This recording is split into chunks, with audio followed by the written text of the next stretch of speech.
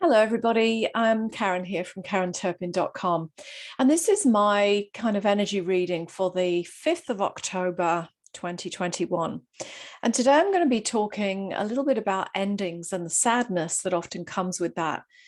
Because in my work as a coach and therapist, I help women with change, with these transformational changes to become more empowered, more abundant, more successful in whatever area of their life that they're wanting that.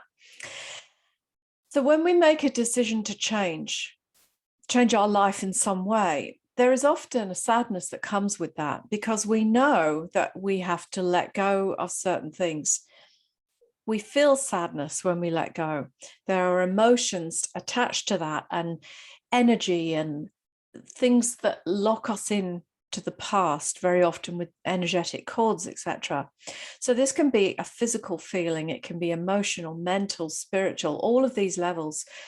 Whatever it is that we've been holding on to, there's an energy there because everything is energy. And what is contained within that energy can be really colliding with and often contradictory to the new energy that we want to step into or bring into our life. We can't fully be in this new life, this new timeline, until we fully let go of the old. And we can't be in two places at one time either, although at the moment it kind of feels like we are. But actually, it's the not fully letting go of the past that keeps us stuck and unable to step fully into the future. So as I mentioned, we're not really fully into the new, and yet we know that we're leaving the old. So we literally are straddling timelines at the moment. Some of us more than others, of course. There's a sadness with this when we realize that we're letting go of everything that we knew before. And is that sadness a bad thing? No, not necessarily, unless we choose literally to dwell in it and not move past it. When we lose a loved one, we expect to go through a period of grief, of grieving, and that's a good thing. That's often encouraged, obviously. But we forget sometimes that this grieving process occurs and needs to occur in many other areas of our life too. So when people get divorced, they go through a period of grief. Some people go out and party, catch up on lost time, they say, that kind of thing. And sometimes they do that really to cover up the deep feelings that are going on inside of them. When people have been suppressed and held back, and then they're suddenly free again, they often kind of go a bit berserk, with all that pent up energy, the need to express themselves. It's a little bit like kids coming out of school at the end of the school day. They've got all that pent up energy and they want to run around and express it. So this expression of emotions that have been held onto and then the release of it is a very natural thing. School's out for summer. Remember that song? But it's that sense of freedom that we get when we're released, in a sense. So obviously, with all these planets retrograding at the moment, we're being taken back to kind of rehash, in a sense, not relive, but review some of the things that went before, some of the experiences, some of the emotions. And, when you leave a relationship, your mind is often taken back to various scenes, events, experiences that happened to you. And as you move away from that relationship, you get to look at the stuff and process it in a different way, depending how far along you are. But with all of these planets retrograding, it's causing us to go backwards and have a look at a lot of stuff. Now, I'm not that much into astrology, so I can't tell you which planet takes you into which area of your life. depending on your chart. I don't have that expertise, but from the couple of bits that I've listened to, for me personally, because I was relating it to me, it pretty much covers all the different areas of my life. It could be similar for you. Check up on a great astrologer if you want to know where those planets are affecting you. But the other thing that I have more knowledge in is this ending of a time cycle that we are in at a planetary level as we move into this new age of light. So we're not just moving into the new, we're leaving behind the old. And that's an ending. That's a death, in a sense, of everything that we knew before. And with that comes a grief process, a grieving of what we're leaving behind, of what we have to let go of. So this is a vibrational shift as well on the planet and for all inhabitants.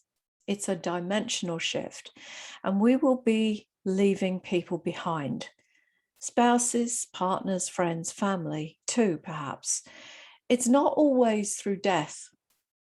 Sometimes there is just no longer any resonance with them, with our friends. Maybe there's just no meeting point in the conversation. There's no point of agreement anymore. Nothing to talk about. It's literally, you got nothing. It's not there anymore. It's an ending. And, all relationships can go through that. Should you hang on to that until it sucks you dry? Or should you just accept it, recognize what's happening there, and move on? Should you stay connected? Why?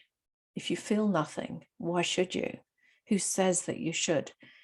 We often feel compelled to try to hang on to family or friends that have been with us for a long time. But really, does it serve you to do that? Should you just accept it and move on, perhaps? It's our own mind that gets tangled up with all of those thoughts and feelings and questions.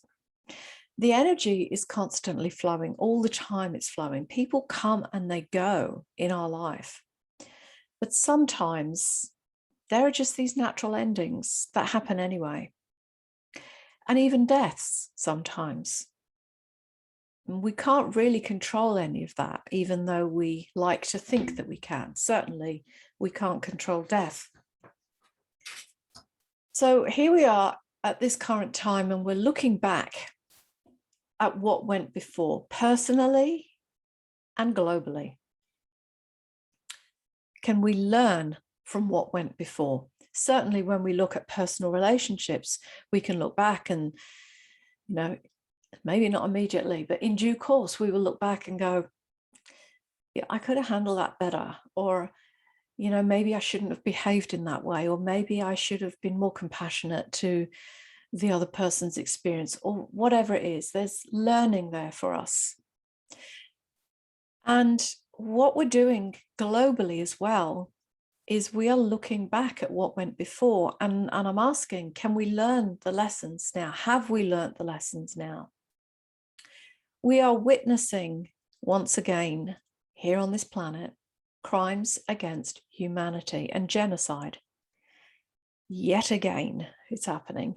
How many times has it happened on this planet? I don't even know. When we go through all of the genocides that have happened all around the world, and we always go to World War I and II, but there are many other genocides that have happened on this planet, not even very much reported, on mainstream. And that's in our current Earth history, the one that they've told us happened. What about the hidden Earth history? Even if you want to go all the way back to things like Atlantis, and there have been many genocides on this planet, galactic warfares and things. So here we are on a planet yet again that is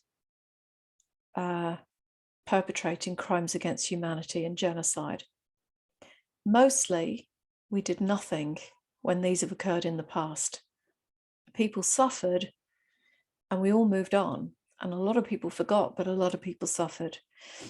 And here we are with this beautiful slogan, "Lest we forget." It's a slogan we all know, and it's about the men and women who fought for our freedom in good faith, that they were doing the right thing for all of us. They were not realizing that they were being betrayed by the controllers who put them into that very situation. Who are these people behind all the suffering on this planet? Well, we have a fair few names that we could throw into the frame, but there is something bigger than that, beyond them as well, that's not even human, really. There's no humanity about these actions. And so we witness this yet again. Have we learned enough to stop repeating these crimes? Well, no. In fact, we still see people defending their captors. People that I know personally, actually, are happily injecting themselves with experimental toxins developed by the same people who perpetrated the last round of global genocide. They are so deeply asleep, these people that I know, that I literally have nothing for them anymore. I have no point of connection with them. I have no conversation point with them. It's literally, I got nothing, because I respect that they've made a choice. It doesn't align to my choice, but it's their choice nonetheless. And we know that here on this planet, we do have free will and choice. We would like to think so, if we're not being coerced, manipulated, and mind controlled. However, that's a conversation for another day. So I wish these people that I know a peaceful slumber, but I fear that it won't be a painless one for them. They have set wheels in motion that can't be stopped now, and this beast is rolling out, and we will have to witness it, and we can expect to grieve in massive amounts. Because when people begin to see what they've done to themselves, they are going to be beside themselves, probably brokenhearted. And we, the awakened ones, will get to witness this. I'm grateful that I've never had to witness a person so hooked on heroin or ice or something like that, that they proceed to kill themselves with it. But we are witnessing something very similar all around us, as these people continue and will continue to inject toxin into their body that will ultimately kill them, I believe. So many people are suffering from Stockholm syndrome and unable to see it. They keep taking the same poison like good little slaves. There is a natural divide occurring now. We would love to bring everyone together. This was our hope for unity in this new timeline. But realistically, I don't see that happening now. There will be a surprise as to how all of this plays out, but I still have faith that it will look okay. We have to keep the faith, though, and not falter in our connection with God. So this grief process will continue for a while. It's a purging of the old. There's sadness over loss, because we will lose people through this, whether through death, whether through separation, whether through the fact that you just can't communicate at the same level anymore. It's a bit like witnessing someone with progressing dementia, where you are losing touch with them and you keep trying to find a point of connection, but they can't hear you. You can't communicate with them. There's just no connection point anymore. They are actually moving into a different dimension of reality. They're here, but they're not here. And we're seeing a lot of that around us, aren't we? So take the time with your emotions through this process. Journal, share them with like-minded, supporting friends. And remember that there are 5 stages of grief that people are going through right now. globally. There is the 5 stages of denial that Elizabeth Kubler-Ross wrote about. The first one is denial, when we say, well, that can't be happening, that can't be so. And then there's the anger that sets in. We've all experienced some of that. And then there's the bargaining. If I do this, could I do that? If I take this, could I go there? If I wear this, will they let me in? I'm using this as an example for where we are on the planet right now. And we make our choices in that bargaining process. And then what we've seen as well is the depression, when people realize that they're actually not free, that they are being suppressed and held captive. And then the 5th state is acceptance, where people accept the process that they're currently in. And I think that this is the hardest one for awake people to accept what has been done here. And people are still fighting for their freedom.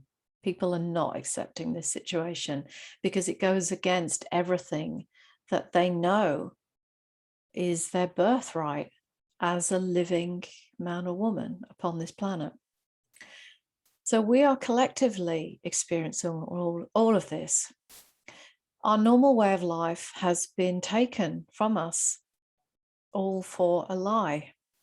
We've been deceived.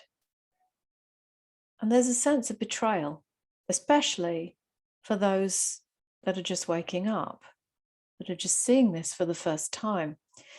And it's huge for them. Potentially, we can expect to see a kind of mental breakdown as they begin to come to terms with the massiveness of this lie. And others of us have had 20 plus years to process this and get used to it. And that's no accident, by the way. So we knew that we were here, perhaps as way showers, and we've trained for this. We wanted this change, and we're getting it. May not have come in quite the way that we hoped for, because there was resistance from the other side, of course. So one of the things I see with many of my clients, not just related to this current situation, but, for general things, is that they want change, but they don't want to change. They want everything to stay the same, yet they want the change. Well, of course, that's impossible. That's like trying to be in the two places at one time, and we can't do that. So we have to realize that in order to have change, we have to change, and there will be changes happening around us. And we're definitely in that process now. There's no going back now from where we currently are at this situation, because the world has changed. What we have to do is continue to move through this process. But we have to make sure that we move into a better space than where we were before, a better experience than what we had before. And that involves dismantling everything that is corrupt, which on this planet is most of it. So we can expect to see massive change. We've seen signs. Things are happening in politics. People are leaving. There's court cases. There's movement within politics. That's going on. But we have to realize that the rot runs very deep. So we have to be really persistent with this and maintain our stamina. We can't just think, oh, one person's changed position, it'll be okay now. No, it's much bigger than that. So perhaps your part in this is to be involved in the political scene, to stand up for rights, to campaign, whatever. Perhaps your part is revealing truth within the medical system, medical arena. Maybe it's in education, in policing, even in food, because we know that what's in our food and in our water is often very toxic. People worry about what they take into their body in the way of food, but they take other chemicals into their body by other means, and they don't even question it, which seems odd to me, but there you go. So there is a massive cleanup that needs to be done on this planet. And it's your time now. Step up to your mission. Step up to what you're passionate about, how you came to make a difference in this world, because you are here for a reason and you're awake right now. So there's no mistake in that. It's your time. Together, I believe we can build a beautiful, healthy, free, abundant future. But we need to come together. We need to support and encourage each other and create this beautiful future that we've all dreamed of. One of loving and caring and supporting each other and literally coming together in freedom with equal opportunity. So this is what I'm very passionate about, this new future timeline that I see us stepping into. For me, that involves helping women to heal, to become empowered, to speak their truth, to step out and be seen, because so many of us have been suppressed through life, various family situations or circumstances, or just because of the societal, constraints or programming that we received growing up. There's a multitude of reasons behind all of this, but it's something that I'm very passionate about. So if this is something that you are interested in as well, make sure that you stay in touch with me. You can find me on Facebook and Instagram, providing that it's there, because of course today it crashed for a while. But you can find me, KarenTurpin.com. That's my website. And my website will always be there as long as we have an internet running. But then again, even that's up in the air at the moment, so who really knows? But anyway, DM me if we have the means to do that. Karen Turpin, Abundance Coach, KarenTurpin.com. Let's stay in touch. Let's work together, because I know that you have a very important piece. If you're listening to me, maybe this is the clarion call for you to step up, step into your mission and purpose, because without doubt, you're here for a reason and the world needs you. So stay in touch. I will talk to you again next week, but otherwise join me in my Facebook group. I'm very active in there. It's called Abundant and Successful Female Entrepreneurs. You don't have to be an entrepreneur, of course, but most of us are female in there. So come on in and join us. Have a great week, and I'll talk to you soon. Bye for now.